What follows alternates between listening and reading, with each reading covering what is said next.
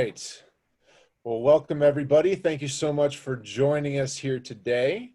My name is Ian Campbell, and I'm the CEO of Mission Suite. And I appreciate you joining us for today's community table discussion, demand gen versus lead gen.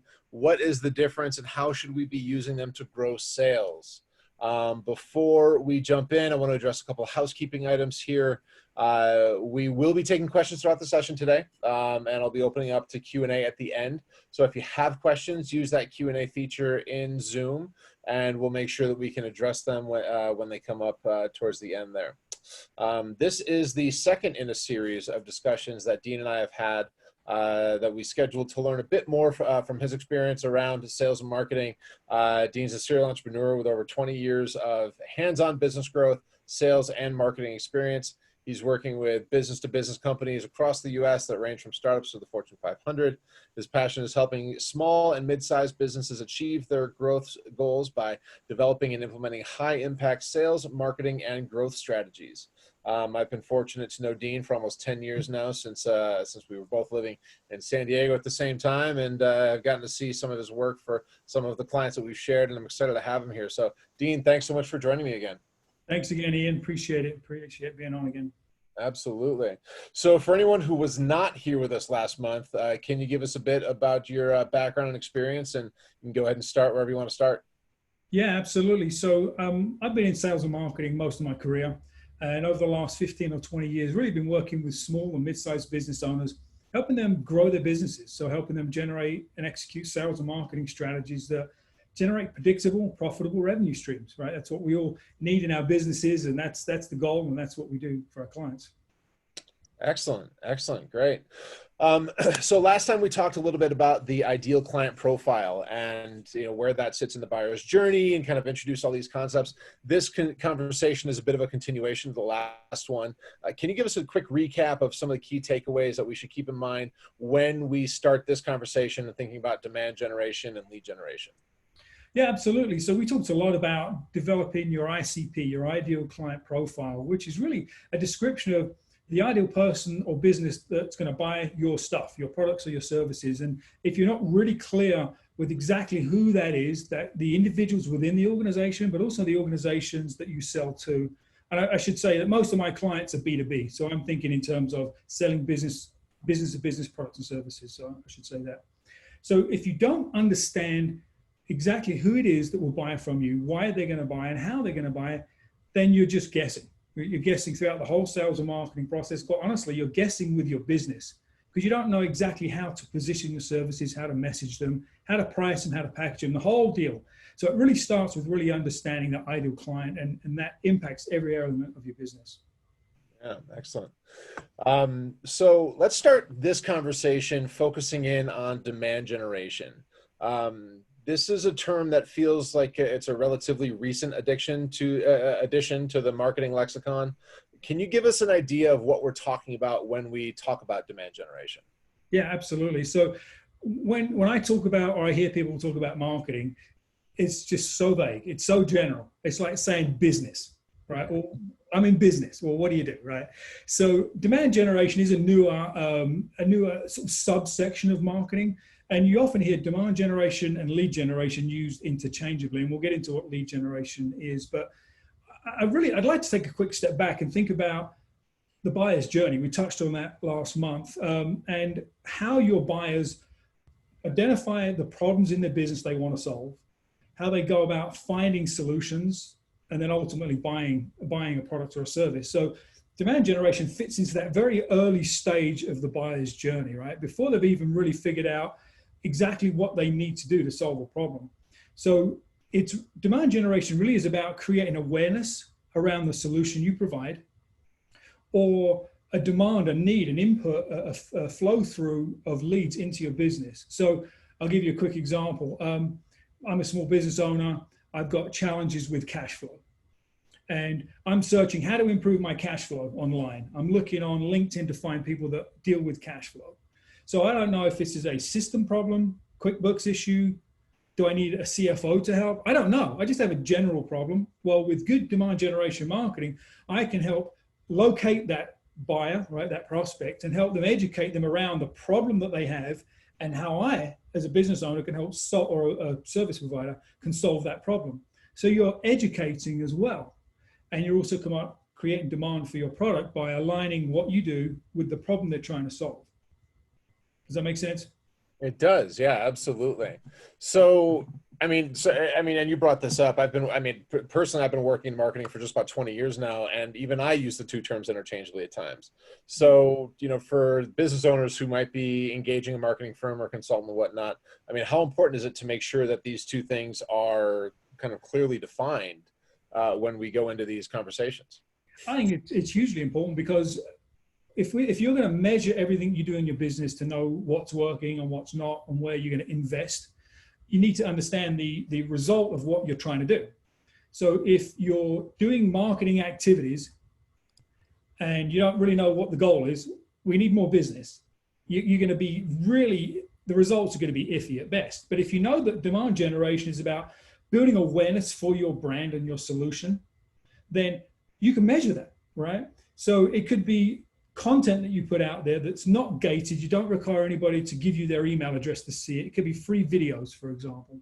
So you know that demand generation is working when you get lots of views, potentially, of that video. That's not generating a direct lead.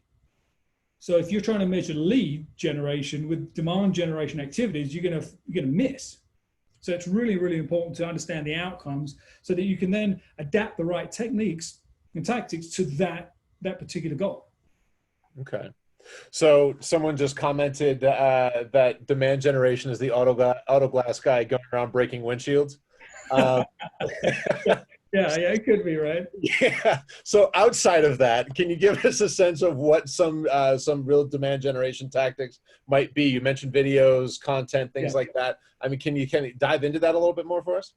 Yeah, I will say that creating artificial demand isn't the way to go, right? It's creating real demand for your business.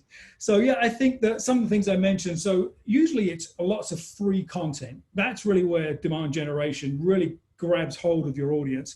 So blog posts and articles, obviously social media posts are a great place to generate demand, generate awareness. You can almost in your mind think awareness marketing. If demand gen doesn't really make sense, think of it as awareness marketing, right? So offering free case studies or use cases. Infographics used to be really, really popular. You don't see them as much now, but that's a good, because that tells a graphic story of a problem and how you solve it. That could be a technique for demand generation. Social media advertising, right? Those that do like Facebook ads, you can get really good results. You can advertise on LinkedIn, right? You can really promote your content, but the goal with that is to build awareness, right? Start to get eyeballs into your brand. Start to generate some interaction between your audience and your brand. Even if they don't say, yep, I want a demo or I need a price, that's further down the buyer's journey. So those are kinds of things that my clients use to get really good results. Excellent. Yeah.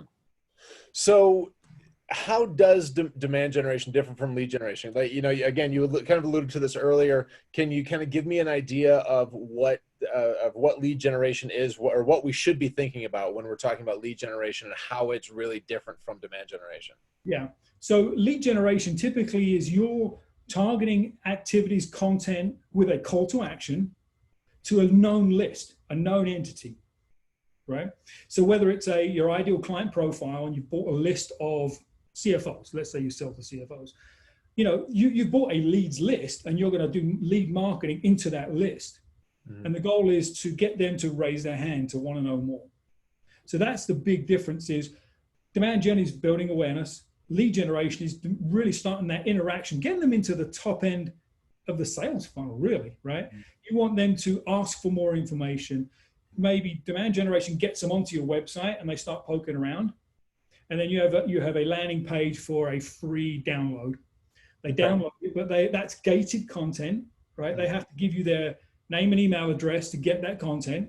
That's a lead. That's lead generation activity because you've now captured that contact information. Therefore, it's a lead. It may be an unqualified lead, a marketing qualified lead versus a sales qualified lead, but it's a lead nonetheless. So that's really the goal, is to start that direct interaction with an individual or a company that could buy your services. Right. Okay. All right. So, we had a question come in here that I feel like is a good option, is a good thing to jump into. So, Doug asked about PDFs with branding, right? So things like that are things like that still working as demand generation? I mean, I know that's been a big thing in the past. Are those things still kind of classified as demand generation, or do we need to be doing more now? I think all content you put out should have your branding on it, right? So whether it's a PDF or a video and you've got the little watermark in the bottom. So it really depends on what that PDF, the purpose of that PDF is. If it's a high level tips and tricks, or I know Doug puts out a lot of great local market information about the home buying market. If it's just general content like that, so people get to be aware of his brand, that's demand generation. But within that PDF, it could be click here to request your personalized homeowner report. That's now lead generation, right? Because they're going to click on it, they're going to put their information in, and Doug's got a lead. Doug's got somebody to talk to. So that's where you go from demand to lead generation. Okay. So my goal is to grow sales, right? And so that's the name of the discussion, right? So how does demand generation really help me to do that? Okay, that's a great question. So demand generation helps you open your brand recognition within your marketplace. So we're trying to fill that top end of the marketing funnel with more people that know about your stuff, right? They know that you can provide products or services to solve a particular problem. If me as a seller, if I don't know you exist, I can't market to you, right? I can't send you content, kind of capture you as a lead. But with demand generation, I sort of put a broader broadcast out there. You may see that stuff, raise your hand in some digital way, perhaps, of asking for more information. Now you become a lead. So really what demand generation does, it sort of warms up the marketing funnel and it expands your reach as a brand. And quite honestly, if you've got a well-known brand or your product, for example, is a known solution, you may not have to do much of any demand generation, right? You can go right to lead gen because people are already searching for your stuff, interacting with your brand online, maybe calling for demos, whatever that is. So demand generation may be less important for you, but it's really important to understand, is this going to move my marketing activity forward and ultimately fill my sales funnel? Okay. So ideally speaking, should all demand generation eventually lead to lead generation, or is the purpose of demand generation really just to kind of drop a pixel, so to speak, and let your lead gen activities speak for themselves? If you're doing anything just for the sake of doing it, you're probably wasting your money, right? So philosophically, that's what I believe. So again, if we think about the buyer's journey and how your ideal buyer finds, learns about, and ultimately makes a buying decision, demand generation should fit into that journey, right? So you start with demand generation if it makes sense for your organization. And then once you've built demand and awareness, you should be able to move those individuals into the lead generation funnel by getting them to raise their hand somehow. Now they become a lead. Then they go into the lead nurturing or sales process and you convert that lead into revenue. So it should always be connected. There should always be a kind of a series of campaigns or a series of activities that connect the dots. I'll give you a quick example. Just this morning, I'm on an email list for a service provider. I don't know how I got on it. Maybe they put me on it. Maybe I subscribed. I don't remember. But I get emails and I very rarely look at them. But there was something about a particular subject line that made me open it up. And it was really sort of a demand generation, like here we are and here's what we do. And so I clicked on the link for a download. So they took me from sort of like brand awareness to, all right, I'm starting to raise my hand a little bit here by downloading the ebook. And in the ebook, there was another call to action to buy something. So they went from awareness to lead gen to actually trying to sell me something digitally. So there was a logical progression there. So I think you have to think through that cycle before you really execute any tactical activity. Mm-hmm. So when I talk to people that specialize in like Facebook advertising or social advertising, things like that, you brought that up earlier as kind of a demand gen activity. They tend to classify things in like that three-step funnel, that awareness, consideration, call to action. So is that kind of what you're talking about, where it's really just, this demand gen is really just at the top of the funnel to give you people to move to that next step? Yeah, it's all about awareness. Absolutely. If you think about those three stages, it's all about awareness. Now, social media advertising and sponsored ads, they can be lead gen for sure, right? You're moving them right to a sale. Depends on the nature of what you do. With most of my clients that are selling sort of professional services, B2B, it's not a one call or digital close, right? At some point, sales has to have a conversation. Right. So they're doing that demand gen to build awareness, and then sales gets involved at the lead stage, which is consideration, right? Sure. Yeah. Right. Okay. All right. So obviously we've touched on lead generation and kind of dove into it a little bit. So can you kind of expand maybe on some examples of things, specific things for lead generation that we should be thinking about or talking about? Obviously, social media ads, kind of in that thing. But with lead gen for a long time, it was always just you either pick up a phone and do some cold calling, or maybe you're going out there and offering a download or what have you, right? Yeah. So what else can we be thinking about as far as lead generation that takes us beyond that initial demand? Right. So it's kind of what's the equivalent of a virtual or a digital cold call these days, right? It's that infamous LinkedIn request, right? You get and the message is, hey, we've got some friends in common on LinkedIn. Would love to connect and see how we can help each other. You say, okay. And you click accept, and you get an automated message that says, can I sell you stuff? Yeah. Right? Immediately. So that's really the digital equivalent to a cold call. It's a little bit of a bait and switch. It doesn't work. Mm-hmm. So, and we'll talk a little more about social media prospecting probably here in a moment, but lead generation, you have to have a goal, right? What's the goal? First is define what a lead is to you and to your organization, right? I get all kinds of definitions of what a lead is. So when I think about marketing activity and a marketing qualified lead, that means that somebody has probably digitally raised their hand, right? They've provided you their information to get some kind of content. Well, now that lead should move into sort of like sales activity, and somebody's going to do some outreach. So if you've done awareness marketing, you've done some lead generation marketing, a download, we keep using a download as an example, but it could be somebody signing up for a webinar, right? Mm-hmm. Or an event, or a free demo, or anything like that. Those are lead generation type activities, but they're still not qualified leads. So they've raised their hand enough where you can then directly reach out to them, whether it's digitally or on the phone, and have that first sales conversation. Mm-hmm. So anything that's going to allow you to have sort of like permission to reach out to that individual's already sort of warmed up, they're aware of what you do.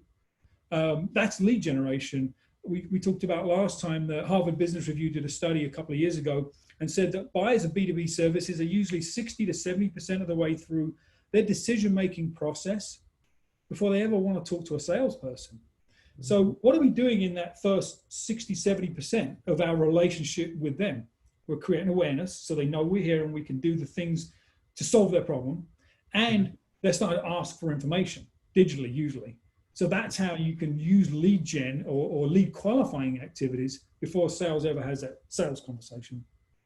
So you touched on something that's interesting. That's always been interesting to me, because last time we talked a little bit about this kind of ever-present struggle between marketing and sales, right? Yeah. And the thing you touched on was defining a lead, right? And how do you define a lead? And so, because we talked about the fact that today we've been talking about the fact that doing a download or signing up for a webinar basically just gives me your first name and your email address, right? Maybe your last name, maybe a company name. If I've got a research engine behind my form, it can do more than that, what have you, right? So all those different things, and that's all well and good, but still, I worked with one of my favorite examples of this is a conversation that I had with a prospective client who the marketing guy thought he was doing a wonderful job because he was pulling in, probably 5-10 leads per day in the course of like a month, right? But then the sales guy would call them. They were selling very expensive medical equipment into hospitals. So the sales guys would pick up the phone and make the phone calls, and it turned out that they were talking to the janitor because one janitor found this thing and shared it with all of his other janitor friends and the thing, right? So it was that kind of a deal. And so how do we, I mean, obviously it's very important to define a lead, right? To kind of come up with a clear definition of a lead. So when we're talking about doing this, how can we really define, okay, this is when it's a lead? Yeah. Yeah, great point. So there is this concept, and I mentioned it before, marketing qualified lead versus sales qualified lead. And I think that's really important to define. So marketing thinks, when they think lead generally, it's based on their profile, whatever that is, right? Whether we bought a list of names or somebody said, I want that download, they have the potential to buy our stuff. They're interested in our services. That's a marketing qualified lead, but it could be the janitor, right? We don't know. And so you have to have some activity between marketing generation of a lead and sales generation. So let's use this download as an example. So you get somebody to download your ebook. You should have a sequence of events that happen after that to continue to qualify that lead. And then are they qualified enough to become a sales lead? So the follow-up cadence could be, thanks for downloading our white paper. We've got this webinar coming up specifically for CFOs in businesses ranging between 5 and 10 million in revenue that are struggling with PPP loan applications, right? I'm the janitor. I'm not signing up for that, right? So if that content that's really specific to my ideal buyer resonates with that lead, there's a higher likelihood of them signing up. So you can qualify out as much as you want to qualify in during that marketing process. So again, it's that cadence of activities. And you can almost, Mission Suite has this capability, and we've used it with clients, which is lead scoring, right? The more interaction that prospect has digitally, that sort of digital roadmap they leave behind of interacting with your brand, your website, the higher that score becomes, the likelihood that they're a better qualified lead. And at a particular point, that's when it gets flipped to sales, and sales then steps in and ultimately does more qualifying. So that, I think it's really important, is we sometimes think we want to get as much in the funnel as we want. The reality is we don't.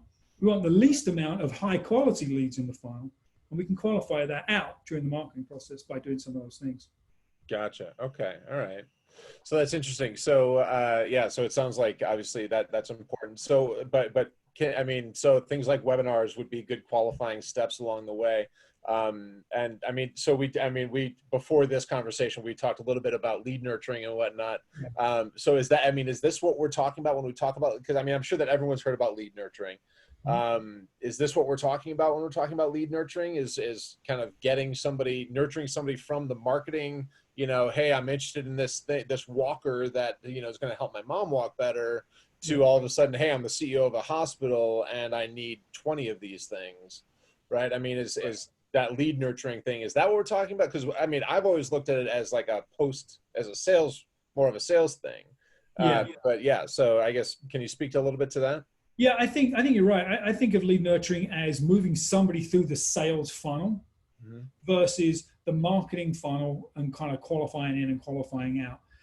If you've got a really long sales process or a complex product or service, you can actually nurture leads a little earlier, especially if the buyers are really doing their due diligence before they ever talk to a salesperson.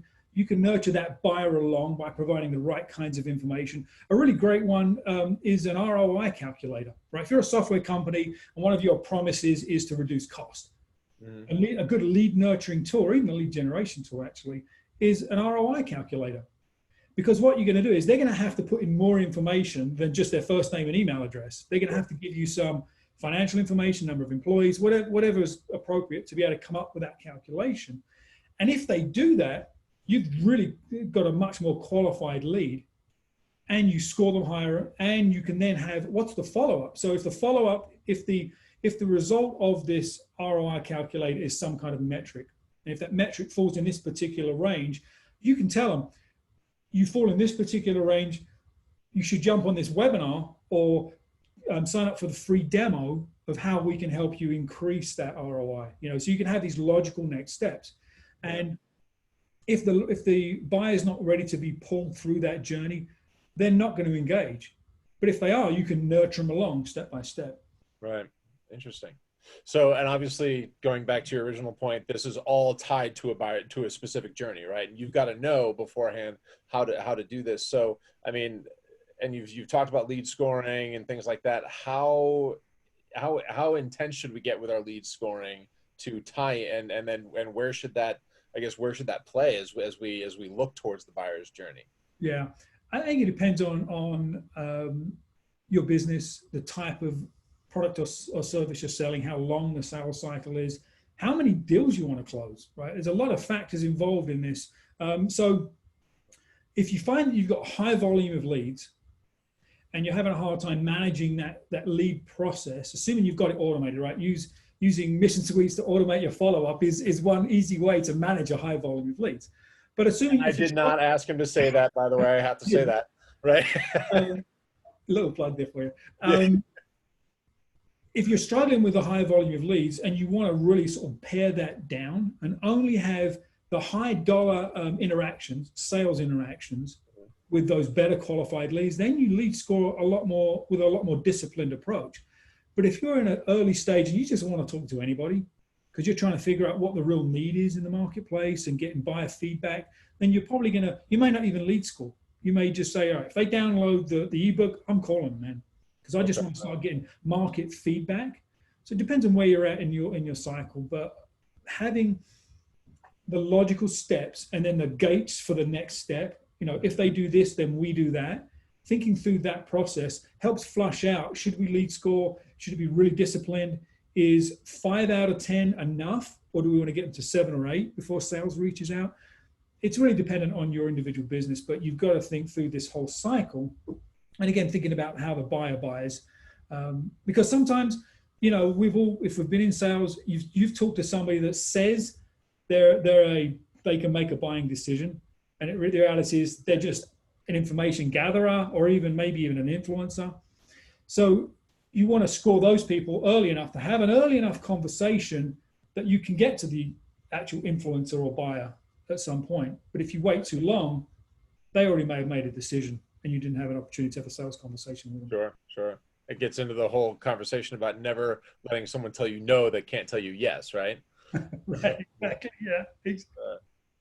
So one of the questions that I had here that I was going to ask is, what can we do to develop, to generate more leads from the lead generation activities that we're currently employing? And it sounds to me, just based on this conversation, is that the first thing we need to do is split what lead generation actually means, right? Because there's generating the marketing leads is the one thing, but then the sales leads is another thing. And it sounds like just understanding that would be a good first step. Would that be an accurate statement?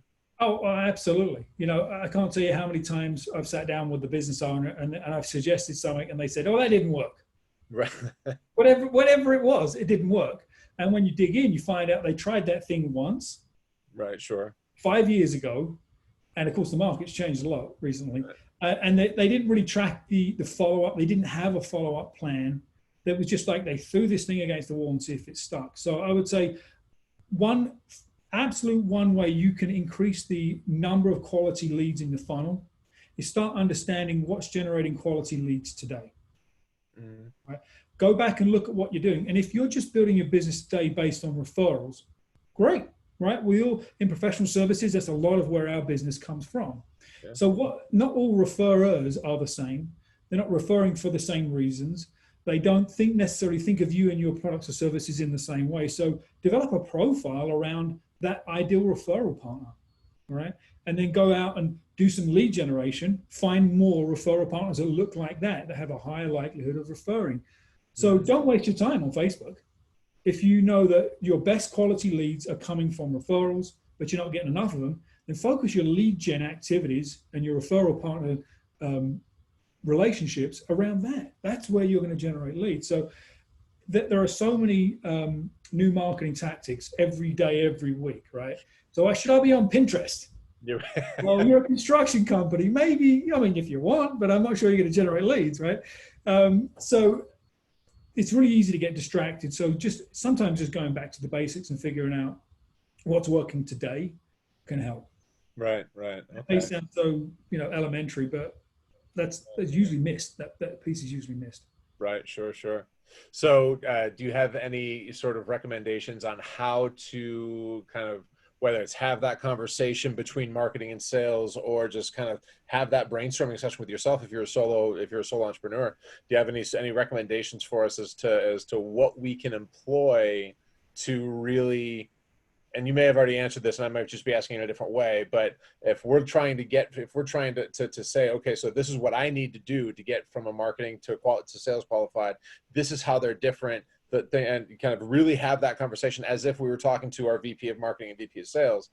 How can we, I mean, I'm sure that you've led those conversations before. It's a struggle that I've always had personally. I can tell you that for sure. How do we have that conversation, even if it's just with our assistant or what have you?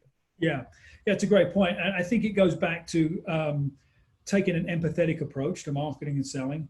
And it matters less about what we think as the seller or the marketer. It matters more about the buyer. Mm-hmm. And so if we really have done a good job in mapping out the buyer's journey, and not just the stages they go through, but what is their goal, the buyer's goal for each stage. And they don't know they're going through these stages, right? It's just an arbitrary thing that we label it. But nonetheless, if it's going from kind of gathering some basic information to really engaging with your brand, that's sort of like from lead qualifying to selling, right? What do your typical buyers need? What information do they want? What do they ask for over and over again that we can proactively provide versus them always having to raise their hand? That's one way to get marketing and sales aligned, because sales often says either the leads aren't qualified, well, they're marketing qualified, but not sales qualified, or we don't have the collateral or the information we need that the buyer's asking for. You should never be in that situation if you spent time kind of thinking about the buyer side of the journey. So if you've mapped that out, then all of a sudden the person in charge of marketing in your organization and the person in charge of sales in your organization don't get to argue, because it's fact.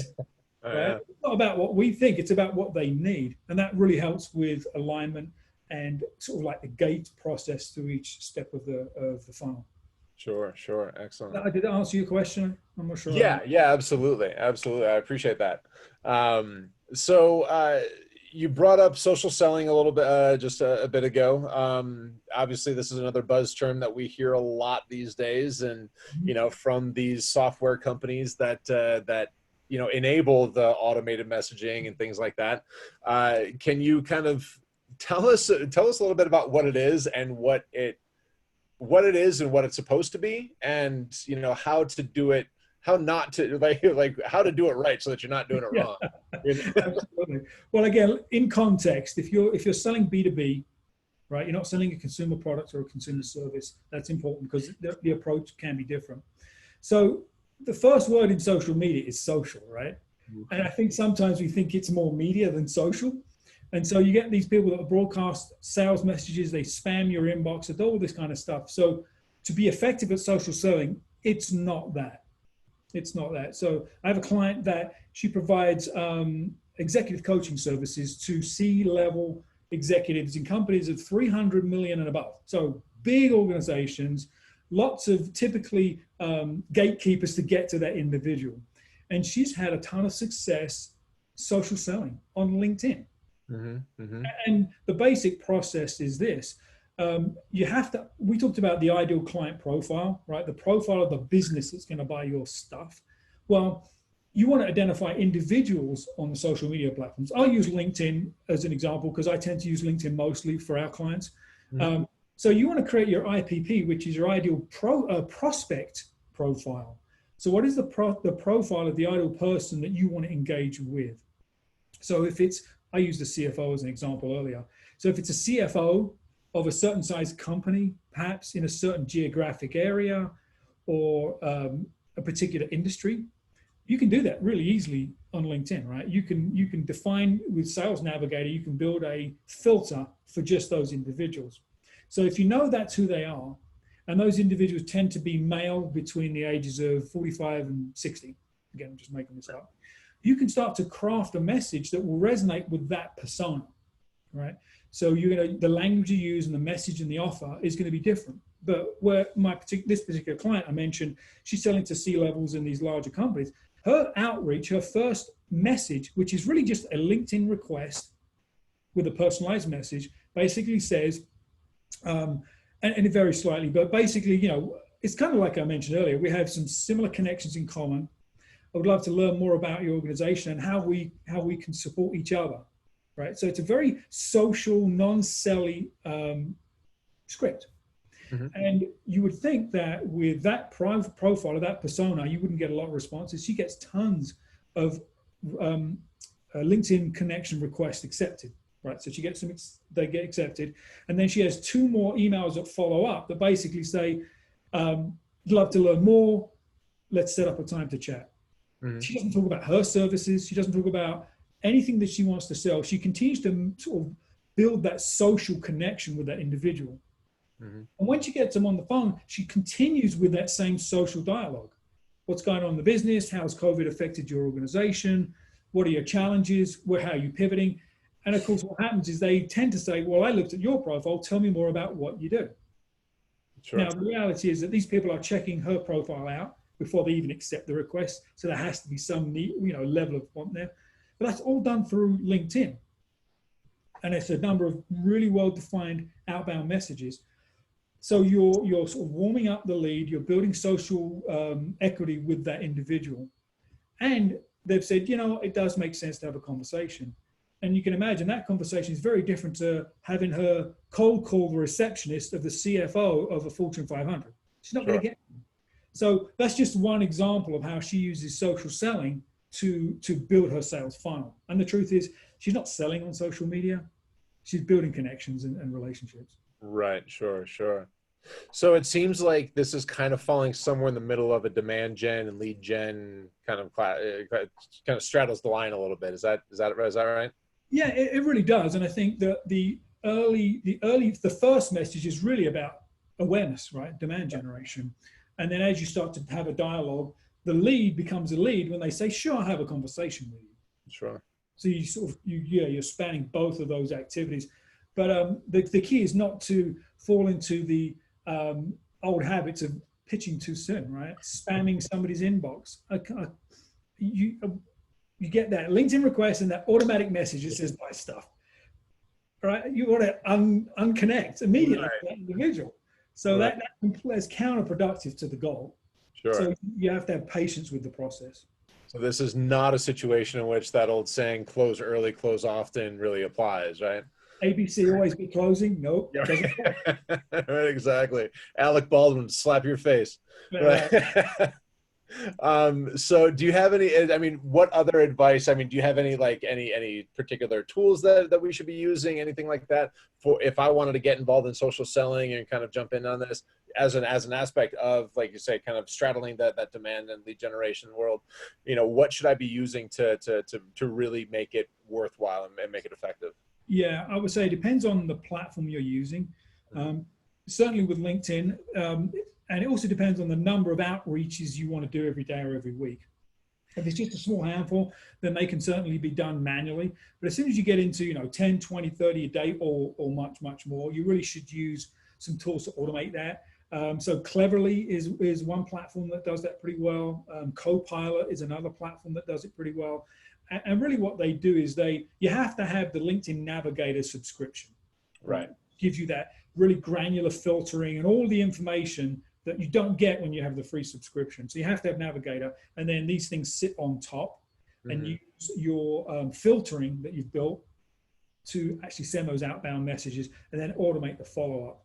So I think that's really important. And I know we kind of laughed about mission suites earlier, but having a tool that's outside of the platform to actually manage those relationships, manage your contacts, because the goal is to get your interactions off of LinkedIn, off of Facebook, and either into your email list or a phone call, whatever that other interaction is. You want to get them away, or not away from, but out of being dependent on those platforms. So having a CRM that can manage those lists, and you can get them into that lead nurturing campaign.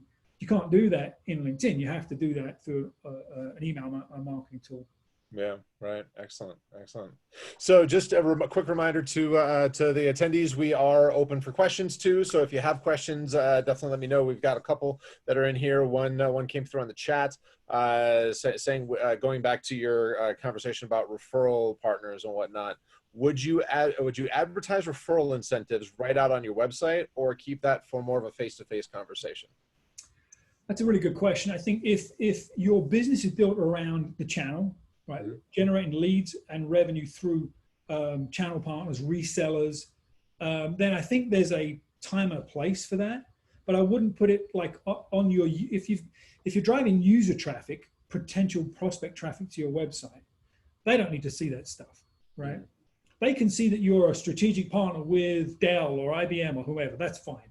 That's sort of brand recognition stuff. But you really need to have a place on your website, or even a separate website sometimes, or a landing page for your referral partners or channel partners. So I think so. I'm not sure I would put the specifics of what that financial incentive would be, but you can certainly talk to, we have agreements. There are incentives around our referral partner programs, and it's a lead generation opportunity, right? If you're interested in learning more about our referral partner program, fill out the form, right? So you generate leads for your channel too. So I would keep it kind of fairly high level. Okay, excellent, excellent. Thank you. Let's see, coming from the Q&A, if your lead gen is connecting with referral partners, what is the best way to measure sales activity with reps? Depends on what the rep's responsibility is. So if the rep's responsibility is building referral partners and generating leads, that's a different set of metrics. If your salespeople are responsible for taking those leads that come from referrals and closing them, then that's a whole different set of metrics that you would focus on. So I think measuring sales activities depends on a sales rep. There's lots of definitions of what sales reps do, but I think if you know what are the inputs to the sales funnel that move deals along. And let's use referral partners, because that question, we talked about referral partners. I'm working with a software company right now that they build on a particular platform, and most of their leads come from the platform's reps. And so one of the metrics we have for those salespeople is expanding their reach into those platform reps, right? So they're working with the reps that are out there talking about the platform. So that creates a lead for the developer. So we expect a sales rep to generate 4 new partner reps, right? Platform reps every month. That's one activity that we measure. And then we measure from there. So they've put 4 new reps in the CRM. Great. Then we expect at least 6 one-on-one sort of intro calls with those reps. And then we expect two group sort of like discovery meetings with a group of reps each month. So those are sort of like some of the sales activities that we measure when I'm responsible as a rep for building my channel partners or referral partners. Great, excellent, excellent. Thank you. Mm-hmm. Okay, so social. Going back to one of the questions we have here is social media really an effective way to generate leads? Is it obviously you've talked about LinkedIn, but and so it can be. But what about Facebook, Twitter, Instagram? I don't know, TikTok, whatever, like all these different things that we have that are, new social media, social platforms are coming out, every 2 days, I think, are they really an effective way to generate leads outside of, outside, just beyond social advertising, just inside of the actual platform itself? Posting content and interacting and that kind of stuff. Yeah. Right. I think the easy answer is yes, or maybe no, right? It really goes back to where are your buyers hanging out? Right. If your buyers are on Facebook and they're interacting with industry groups and they're looking for particular content and Facebook's the place, or maybe one of the places they hang out, then Facebook's a viable platform for you, right? If you're going after, 16-year-old kids buying sneakers, TikTok may be awesome. Right? Believe it or not, it might be a really good place to go. So I think really understanding your buyer persona is the true answer to the question. I think any channel, social media is just one more channel to connect with your buying audience. That's all it is. Doesn't matter any other digital or in-person channel. It's just one more channel. But because it's free, right? Free to do, people just flock to it and then they wonder why it doesn't work. Well, it's not free. You may not pay for a Facebook subscription, but you know what? You're spending valuable time, maybe just messing around on there, right? So understand your buyer, where they're hanging out, what information they're looking for, and then you define what ideal channels. And social is going to be in there. It has to be part of the mix. Question is, which platform? Yeah, absolutely. So that 1 hour I spent researching on Facebook earlier today, that was time well spent. Right. Looking at kittens drinking milk and I don't know what. Right, exactly. So to that point though, like so I keep, another question came in here, keep hearing that social advertising, Facebook and Instagram are the least expensive form of advertising, but my ideal clients aren't on Facebook or Instagram. Is it still worth doing and using the Facebook and Instagram platform for lead generation? I think the answer is in the question, right? Mm-hmm. My prospects aren't on that platform. Right. So at a higher level, I would say, why would you spend money? Now, the reality is that most people, I don't remember how many billion people have a Facebook profile these days and how many of those are active on it. The higher percentage of people are playing around on Facebook at least once a week. So while they're not there with their business hat on, their work hat, they're there. So I've had clients have some success in doing some awareness marketing, right? Demand gen on those sort of like adjacent platforms. But the beauty is that you can capture that anybody that interacts with your brand, especially if they click on an ad, you can track them around the web, right? You can remarket to them. So when they land on LinkedIn or they're looking through Google, searching for something on Google, you can serve them up a much more business related, pointed message, but you happen to catch them on Facebook. So possibly, right?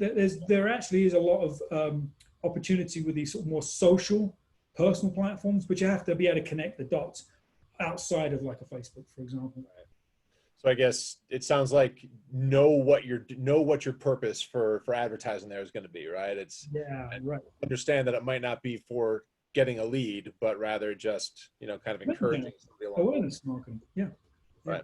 Okay. So let me give you an example of sort of like how demand generation and lead generation kind of work together, and we'll use social media as sort of like the demand generation platform, just as an example. So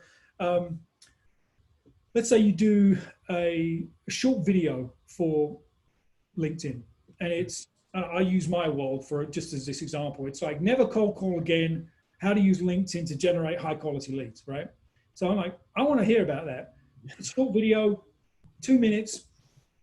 They don't know anything about me necessarily. They don't necessarily know much about my brand, but they saw that post and they click on that video. That's a demand generation awareness marketing activity.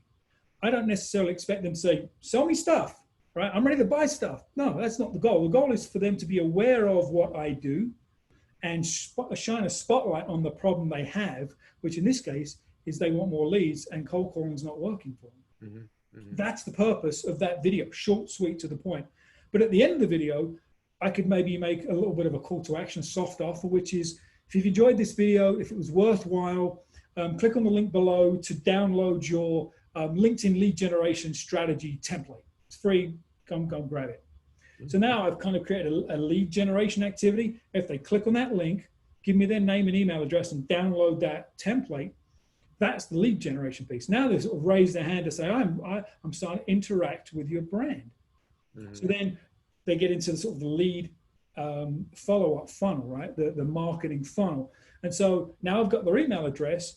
2 days later, for example, I send a follow-up email.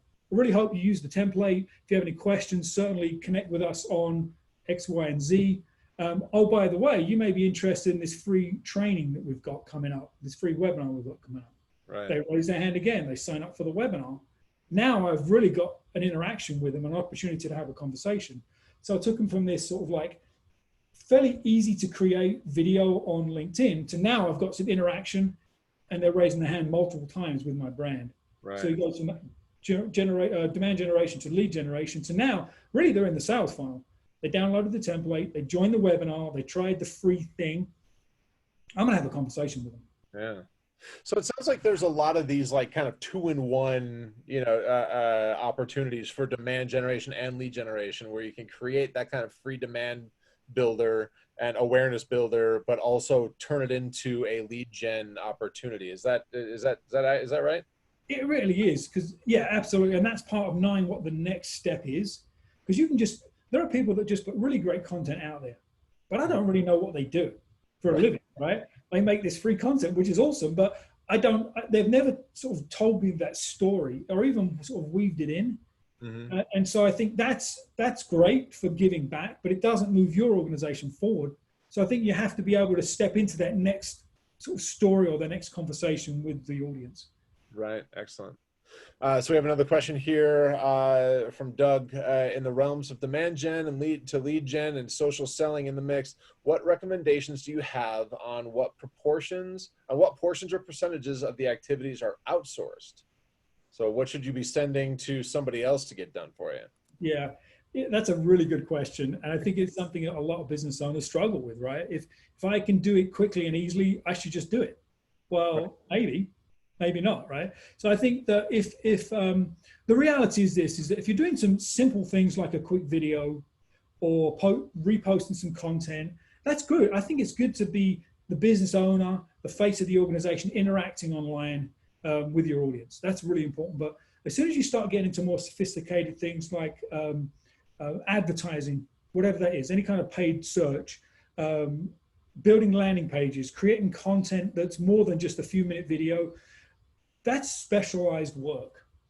And for the few $100s you'll spend in getting it done the first time professionally pays dividends, because you're going to spend potentially hours, days, and weeks messing around with that stuff. And ultimately, you don't get it launched.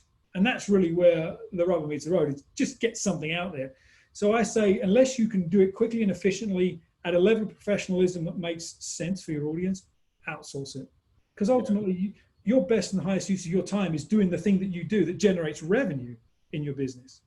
Right. Right. Absolutely. Absolutely. I had to come to grips with the fact that I am not a good sound engineer, and I cannot actually mix my own music when I play guitar and sing it to something. Right, right, And right. at some point, it's just like I would spend hours doing it, right? I mean, but to your point, at some point, you just got to let it all go.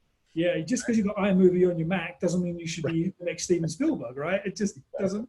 You just because you can doesn't mean you should. Right. Exactly. Exactly. So before we wrap up here, Dean, if some of these people want to follow up with you or to circle back with you, how are they gonna? How can they hunt you down? How can they find you? Easiest way is just to Google my name, Dean Isaacs. Go to LinkedIn. I'm usually one of the first that you'll get in terms of your search results. You'll see my LinkedIn profile. If you just search Vantage Group Denver, you'll find my website. So I'm pretty easy to find. Excellent. Excellent. Beautiful. So just wrapping up here, if you had one recommendation to leave our audience with to get better results from what they're doing in marketing and sales, what would that be? Focus on what's generating quality leads today. Really understand that first before you start doing more of the wrong things. Really know where your quality leads are coming. And the other thing, I'm going to give you two from this.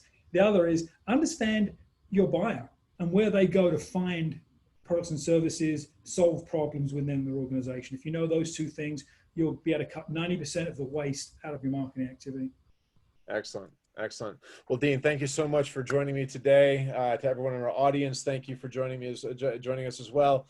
We're going to be sending out the recording of this session soon, so tomorrow I think it is. So keep an eye out for a follow-up email from us. And next month we're going to be talking about how to convert. We're going to have Dean back again to talking about how to convert leads to sales. So be sure to keep an eye out for our next announcement of the next session in our series. And once again, Dean, thanks so much for joining us here. Absolutely. Thanks, Ian. Always a pleasure. Definitely. Thanks so much, everybody. We'll talk to y'all soon.